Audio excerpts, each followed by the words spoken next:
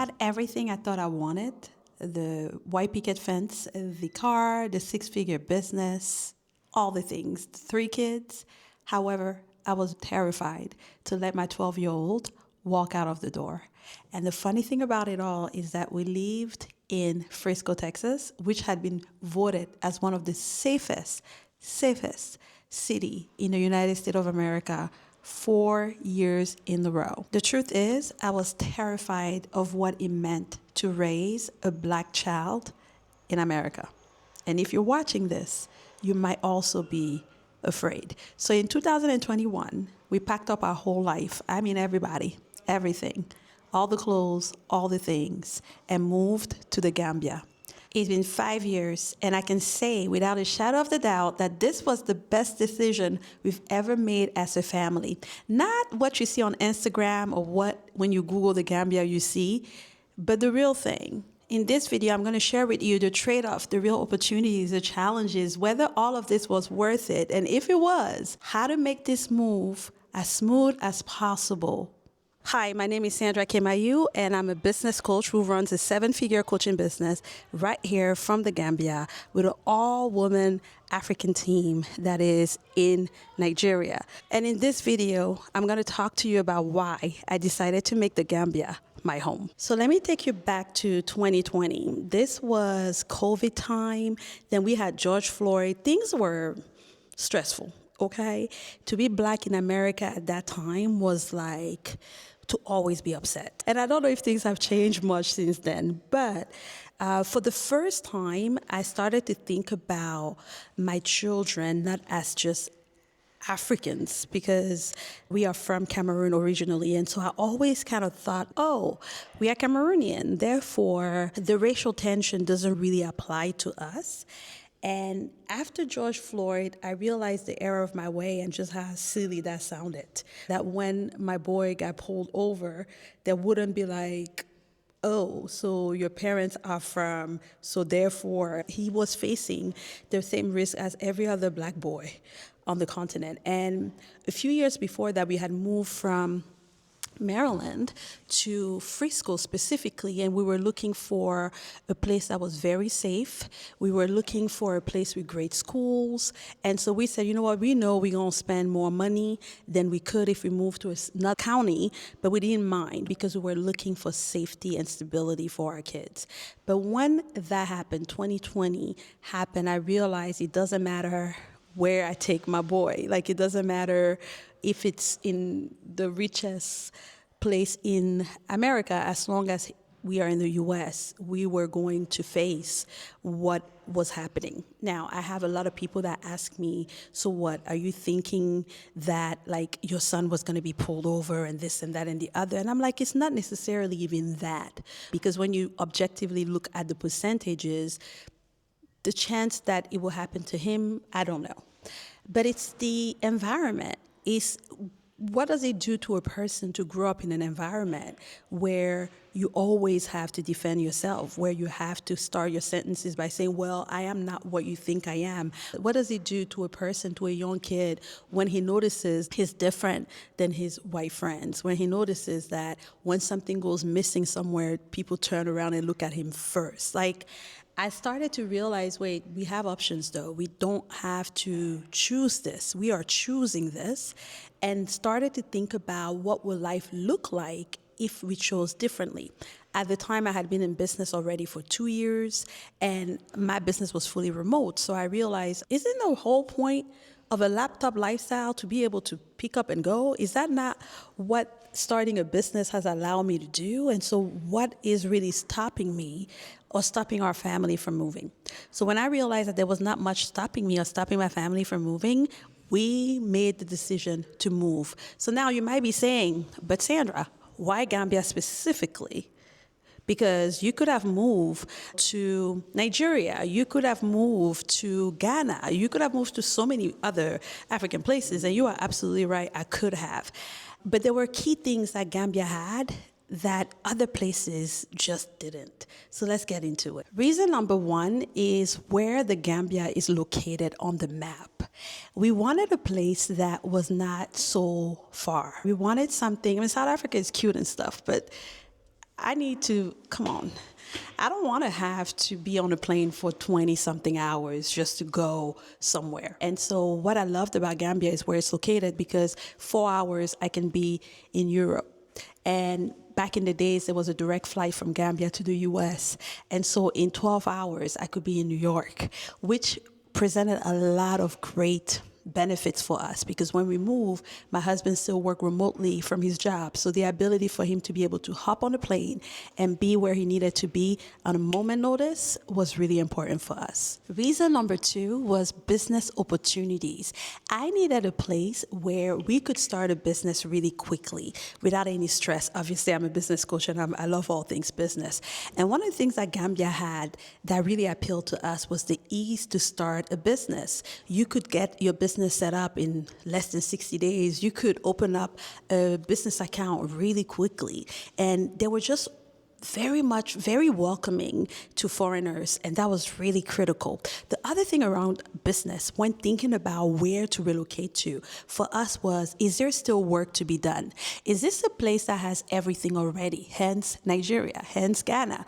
Or is this a place where you could take an idea and just elevate it a little bit and become the go-to? Gambia still had that. Some people might look at it like, oh, well, there's nothing built. But we looked at it like, oh, there's nothing built. Therefore, there are a lot of opportunities to tap into. The third reason is cost of living. Guys, let me say this. I didn't want to downgrade. Let me just say that. I didn't want to downgrade. I wanted to upgrade. I wanted to look at my life and say, okay, and say, clock it. I wanted to be able to experience all that Africa had to offer. And I didn't want to have to like pinch pennies and struggle and hustle because we knew that cash flow was not something that could be guaranteed. We knew that we couldn't expect to just walk in here, vault in here, start a business, and tomorrow you're a millionaire. Different economy, different way to look at things. And so we already knew that we wanted a place where we wouldn't have financial pressure, where the rent wouldn't kill you and the just paying for electricity and gas and all that stuff. And so Gambia had that over Ghana and Nigeria and other places we looked. The fourth reason was an English-speaking place. We wanted a place because, you know, with the kids, they were already making so many changes to their lives, and I really wanted a place that was going to not add to all the changes. So we looked at Ivory Coast, for example, which would have been a great option because we have family in Ivory Coast. I love Abidjan, okay? But the language barrier would have been a thing. I speak French, my husband speaks French, but the kids don't. Listen, don't judge me. But we didn't want to add to all the changes that we're going to be facing, also add having to figure out the language stuff. So Gambia, being an English-speaking country, was definitely a plus and put it ahead of places like Ivory Coast, Dakar, and Cameroon. Oh, although Cameroon is bilingual, by the way. There are other reasons why we didn't consider Cameroon, but it's not this video. It's neither here or there. The fifth reason was slower pace of living. Listen, when I went to Ghana, I love Ghana. I could have lived in Ghana.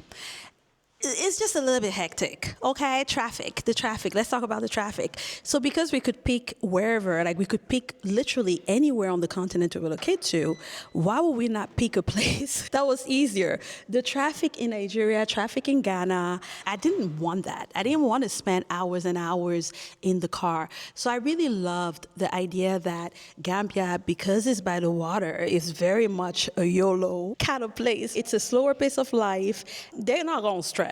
One thing they ain't gonna do is stress. And I really enjoyed that, and it was gonna be such a change of pace for me and the American grind that I was used to. So I wanted a place that was peaceful, a place that was safe, a place that was slower in pace, and Gambia provided us with that as well.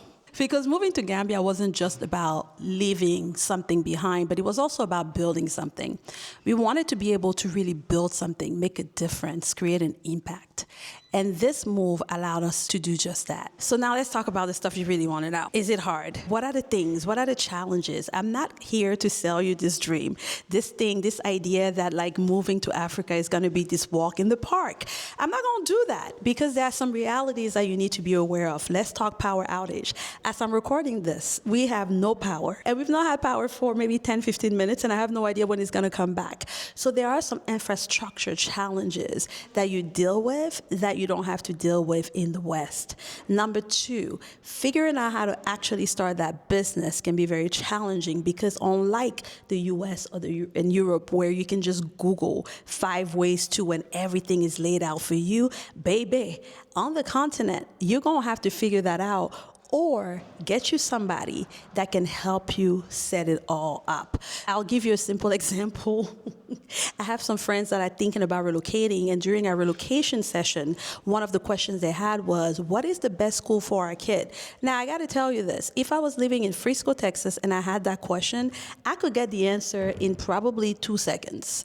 There is a grading system for every school around. Like, I could just figure it out. In the Gambia, you're going to need to talk to somebody that has direct experience that can let you know, and that can be challenging. The other thing you hear a lot about is sex tourism, okay? And so when you Google the Gambia, that's what you hear. I'm hoping with my channel that we can share that there's so much more to this beautiful country than that, but that is a thing that people are concerned about, afraid about when they're thinking about relocating. The other thing too is you are far from family. Let's be real, I got to move with my children and my mom, but you are far from family.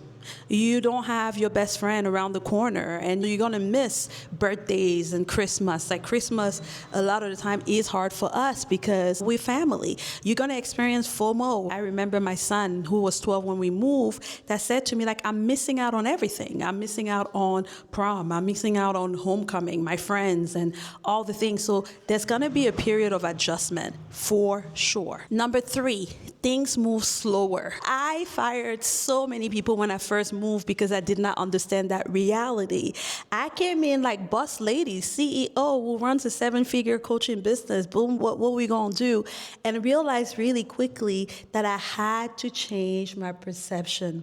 I had to adjust my expectations because that's just not how things move here. I did say I wanted a slower pace of life, and that I got. So adjusting to that, creating buffer between your timeline. For example, today, with all the videos I had to create, I have a plan B and see if the power never comes back. And just learning lots of patience because the country is not going to move faster because you've arrived, okay? It just isn't. So adapting to that becomes an opportunity for growth. Number 4, people will question your choices. People will question your choices and think you've lost your mind because why would you leave the greatest country in the world? Whether you're watching this from Europe, America, why would you ever leave? I remember when we first moved, everybody would be like, you moved from America to Gambia? Why? Right? Like it was such a, I'm sure they were like, are y'all okay? And I'm like, are y'all okay? And people would say things like, you are so brave. And I'll be like, no, you're brave. Knowing everything you know about where you are and you stay, you're brave. We were not brave. We left. We weren't brave. But people not necessarily understanding. Now, the truth is, 6 years in now, I get people saying to me, my gosh, right? You knew something and you saw something we didn't. But at the time when we wanted to do it, and here's the thing, when you're trying to make such a move, things feel bigger than they are. Somebody just asking you, are you sure? Can sound like so loud because you're not sure, because you don't know, because you're trying to do your best with very little information. And so it can be scary, and people may not understand, and people may not clap, people may try to deter you, people may send you videos, say, have you seen this? Have you heard this? Have you this and that and the other? Which is why, again, I started this channel, because I wanted to put things in context for you. Even when people talk about, well, the crime rate has increased in the Gambia because 2 foreigners were targeted, and I'm like, how many people got killed yesterday? insert whatever country you are watching this from, and putting this in context so that you don't let fear rule. You actually have data, facts, and hopefully this video and this channel gives you a little bit of perspective about the realities on the ground. So 5 years later, how is it? Well, listen, my son gets to walk outside and I don't get worried. He just left, actually. They get to be outside till late and walk around, and I'm not worried. I feel, and report cards as parents come later in life. But I am so grateful that we were able to give our children this opportunity to be children, that we were able to give our children the opportunity to walk around as people and not as race, that we were able to give them space to grow, to experience life on the continent, to remind them of their identity. 5 years later, I don't have a single regret about making this move. Now, if you're watching and you are considering and you have children and you're looking, I want to acknowledge that this is a big move, right? This is not something to be taken lightly at all. So from a family perspective, it was great. From a marriage perspective, it was also really good. That was unexpected for me, but not having as much of the stress, being able to have help and support really allowed us to be able to take a break, a moment, a breather to say, how you doing? Hey, outside of our roles. So that was an added benefit that I did not anticipate. For me and my business exploded from moving on the continent. I was able to hire a team of 7 here on the continent, an all-women run team. I've been able to have opportunities like speaking at the Palais de Congrès. I've started 3 YouTube channels. My clients are thriving. I started a school. I've been able to do so many more things, not because I'm incredible, but because I have support, I have help at home and in my business. I have room, I have space to be able to think, and I've been changed. The patience I've learned when power goes out, the patience I've had to learn, and so many other beautiful lessons that I've learned by being here on the continent has translated to my business. Not having to code switch has translated to my business and the confidence that I have when I walk into a room. So it's been beneficial for me all around. So if you're thinking about moving, here are some things I want you to think about. Relocating your family to the continent, to Gambia, could be a really good fit if you run a location-independent type of business, so something online, or you are able to take your job with you. You want a lower cost of living. You are drawn to Africa. You feel like it's a calling. I tell people the people that thrive here are people that feel like they're called to the continent. You value freedom. You value the idea of being versus doing, and you're willing to adapt to change and new things and learn and grow and be stretched. This is not for you. Let me be clear. Don't come. Don't come if you are somebody that needs just to know what's going to happen. If you are somebody that doesn't do well in confusion and just uncertainty, if you are somebody that is hoping that you can replace your income, whatever you're making, wherever you are, you can find a job that's going to pay you that here, this move is not for you. Instead, you want to really think about a business you can start or learning a skill set that you can do online, which is what I teach my clients how to do in my coaching program. But you want to be able to have access to capital, to money, so you can be here, thrive, and grow and contribute to the country. All right, if you made it up to this point, you're a real one. You really are. Here are some steps and tangible, practical things you can do if you're considering relocating. Step 1, don't move without visiting first. If you can visit the countries you're considering, that's always a plus. Step 2, watch this video over here. Step 3, book a consultation call with me so we can dive into your specific details and your specific family structure and the business ideas that you may want to consider before moving. And if you found this video useful, please make sure you subscribe to the channel, turn on your notification, and drop a comment. All of these 3 things help keep this channel going and allows me to continue to create videos just like this for you guys. Thank you so much for watching and have a great day.